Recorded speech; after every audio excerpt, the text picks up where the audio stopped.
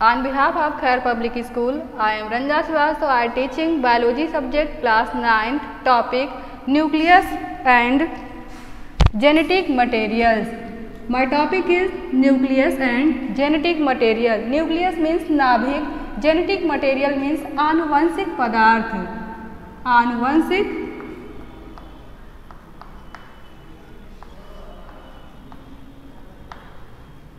पदार्थ. Nucleus means नाभिक.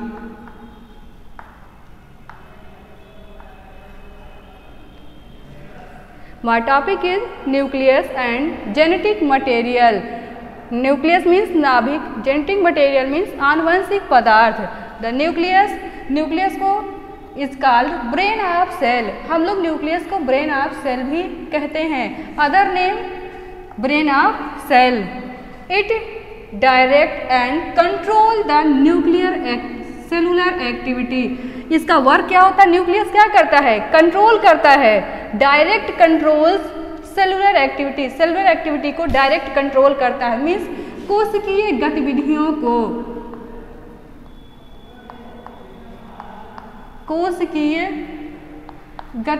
को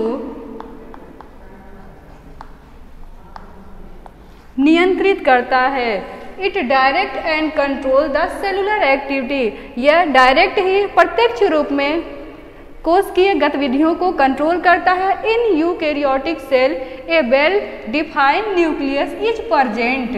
न्यूक्लियस पूरी तरह से यूकैरियोटिक सेल में डेवलप हो जाते हैं. Well developed nucleus in eukaryotic cell and prokaryotic cell well defined nucleus. अभी प्रोकैरियोटिक सेल्स में न्यूक्लियस डेवलप नहीं होते हैं. Present are false nucleus. Prokaryotic cells को हम लोग फॉल्स न्यूक्लियस भी कह सकते हैं. In eukaryotic cell a well defined nucleus is present while in prokaryotic cell a well defined nucleus is present. Eukaryotic cell में न्यूक्लियस वेल डेवलप होते हैं, जबकि प्रोकैरियोटिक सेल्स में nucleus well defined are true होते हैं, अभी विकसित होते हैं. It has a double layered. यह दोहरी संरचना होती है. Covering called nuclear membrane. यह जिससे कवर हुआ होता है, ढका रहता है, उसे न्यूक्लियर मेम्ब्रेन कहते हैं या नाभिकीय झिल्ली कहते हैं. न्यूक्लियर मेम्ब्रेन को नाभिकीय झिल्ली भी कहा जाता है. नाभिकीय झिल्ली.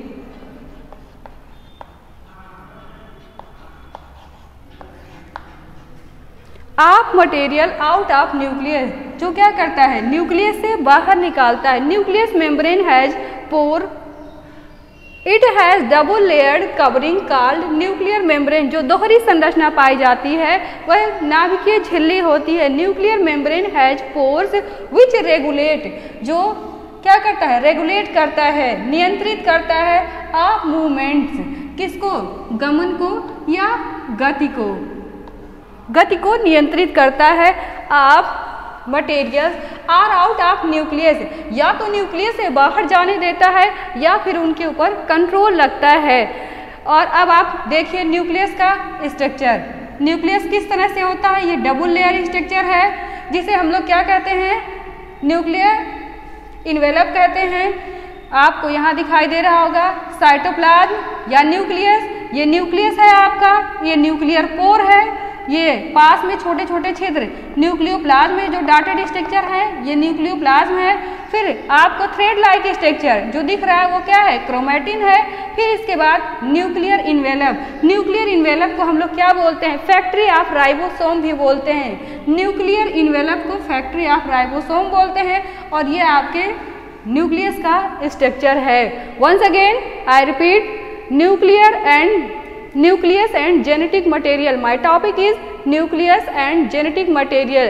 नाभिक और आनुवंशिक पदार्थ. Nucleus the brain of cell. Nucleus को हम लोग ब्रेन ऑफ सेल भी कहते हैं. कोशिका का मस्तिष्क भी कहा जाता है. It direct and control the cellular activity. यह क्या करता है? प्रत्यक्ष रूप में, प्रत्यक्ष रूप में कोशिकीय गतिविधियों को कंट्रोल करता है. In eukaryotic cell well defined nucleus, जिसमें न्यूक्लियस पूरी तरह से डेवलप होता है. इज प्रेजेंट इन वाइल, जो पूरी तरह से प्रेजेंट होता है prokaryotic cell a well defined nucleus, इसमें भी न्यूक्लियस होता है लेकिन पूरी तरह से प्रोकैरियोटिक सेल्स में डेवलप नहीं होते हैं। Primitive nucleus present in prokaryotic cell. Third part, it has double layered, दोहरी संरचना पाई जाती है, कवरिंग जो ढकी हुई रहती है, कॉल्ड न्यूक्लियर मेम्ब्रेन, जिसे नाभिकीय झिल्ली कहते हैं। Nuclear membrane has pore which regulate and the movements of genetic material, जो जेनेटिक मटेरियल को क्या करता है, जेनेटिक मटेरियल को रेगुलेट करता है और मूवमेंट कराता है, उसमें गतिविधियों को भी चलाता है। अब हमारा nucleus, who discover nucleus? Nucleus discover Rutherford in 1909। Mitotic nucleus and genetic material, nucleus brain of cell discovery Rutherford in 1909। Structure, it direct and control the cellular activity in eukaryotic cells. A well-defined nucleus is present, while in prokaryotic cell, a well-defined nucleus is present. It has a double-layered covering called nuclear membrane of genetic material and out of nucleus. Genetic materials are two types. First, DNA and RNA. जैसा कि हम आपको structure भी बताए, nuclear, अब आप यहाँ देखिए nuclear, once again I structure explain. Nuclear pore, जहाँ से न्यूक्लियर मेम्ब्रेन के बीच से निकलते हैं एक दूसरे के पास से, उसे न्यूक्लियर पोर कहते हैं।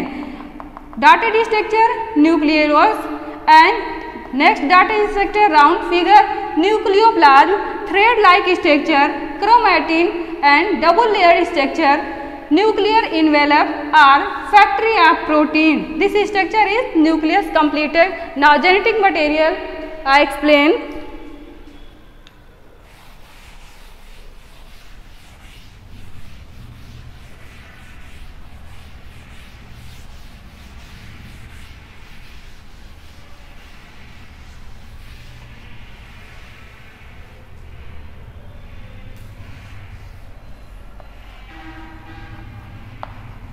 Genetic material. How many type of genetic material? There are two type of genetic material. First, DNA. Second, RNA.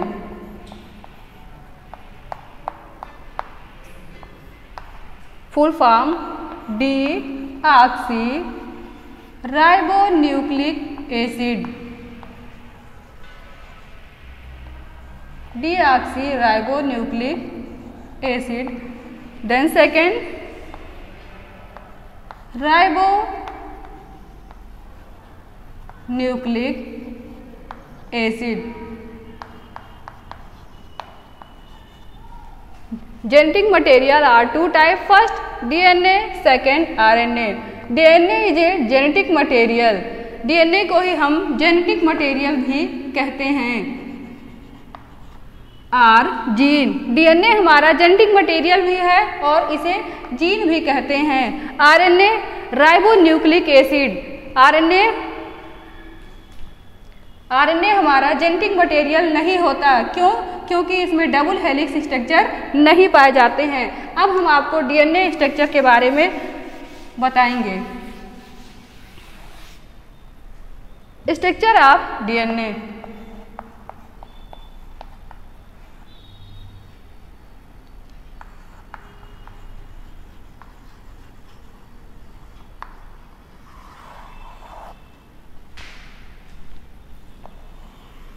Helical model,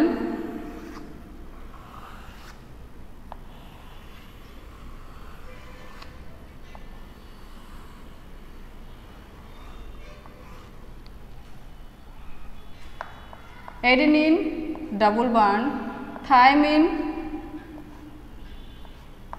guanine triple bond, cytosine, then thymine double bond, adenine, cytosine triple bond, guanine, then phosphate sugar, phosphate sugar, phosphate sugar, sugar phosphate, phosphate. Sugar phosphate ये हमारे nucleosides को बनाते हैं। Nucleoside जब genetic material एक दूसरे से attached होते हैं तो न्यूक्लियोसाइड बनता है और इसी से हमारा शुगर भी बनता है। शुगर हमारा न्यूक्लियोसाइड और न्यूक्लियोटाइड भी बनाता है।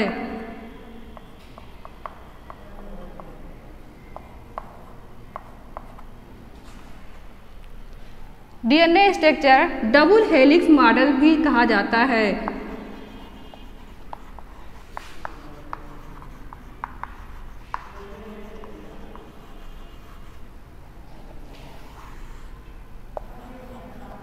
Who discovered DNA? Watson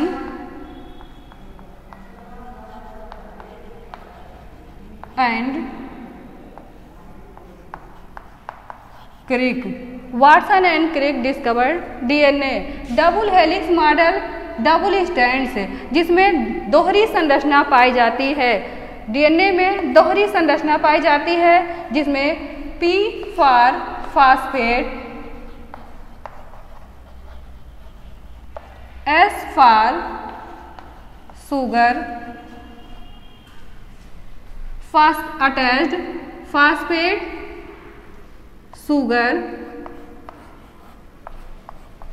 phosphate sugar, then adenine double bond thymine sugar phosphate,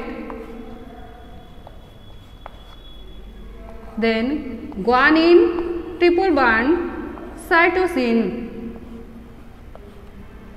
This structure nucleotides.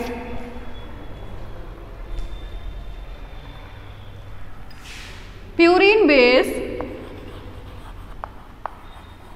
and pyrimidine base. First DNA structure are helix model में 2 बेसेस होते हैं, purine base and pyrimidine base. Purine base are 3 types and pyrimidine base are 3 types. Purine base और pyrimidine base दोनों 3 types के होते हैं। Purine base में हमारा एडेनिन, ग्वानिन और साइटोसिन, एडेनिन, ग्वानिन और थायमिन आता है। और उसके बाद प्यूरिन बेस में हमारा एडेनिन, ग्वानिन और थायमिन की जगह हमारा यूरेसिल हो जाता है। ये 4 टाइप्स के होते हैं। Purine base are 4 types, adenine, guanine, thymine और साइटोसिन होता है। जो प्यूरिन बेस हमारे होते हैं वो 3 टाइप्स के होते हैं, एडेनिन, ग्वानिन और थायमिन की जगह हमारा यूरेसिल आ जाता है। एडेनिन और ग्वानिन के बीच का जो बॉन्ड होगा वो डबल बॉन्ड होगा। एडेनिन और थायमिन के बीच डबल बॉन्ड लगाते हैं जिसे हाइड्रोजन बॉन्ड भी कहते हैं।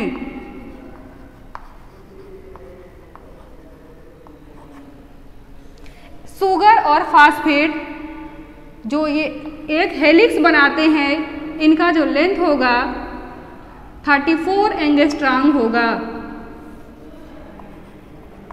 34 angstrom 1 helix length.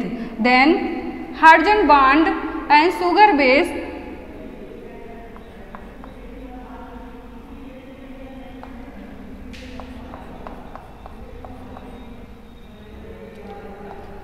Premium 5 premium, then 3 premium and 5 premiums होते हैं। Genetic materials are 2 types, DNA full form deoxy ribonucleic acid, then RNA ribonucleic acid. Deoxy ribonucleic acid are gene या genetic materials कहलाता है। RNA single strands होते हैं, DNA double strand होता है।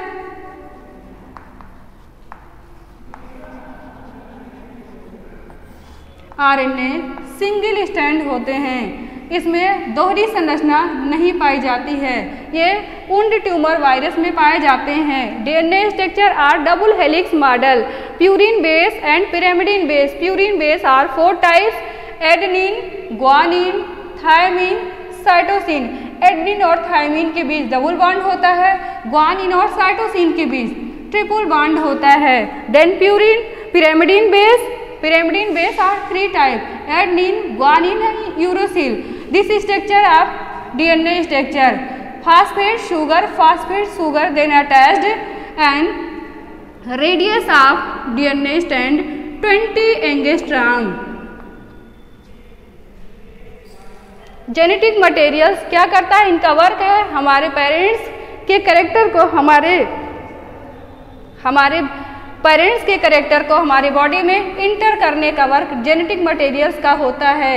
Genetic materials ये 2 में डिवाइड हो जाते हैं। जो फर्स्ट होते हैं, पहले होते हैं, उन्हें पेरेंट्स डीएनए कहा जाता है। और जो ब्रेक डाउन हो जाते हैं, जब 2 में डिवाइड हो जाते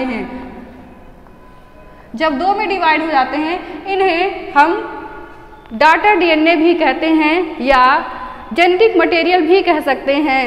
अब आपको जेनेटिक मटेरियल्स के बारे में बताया, प्यूरिन बेस बताया, pyrimidine बेस बताया, न्यूक्लियोटाइड्स और न्यूक्लियोसाइड्स बताए, डिस्कवरी बताया। अब आपको अगर कोई प्रॉब्लम है तो आप हमसे पूछ सकते हैं। Thank you for all class.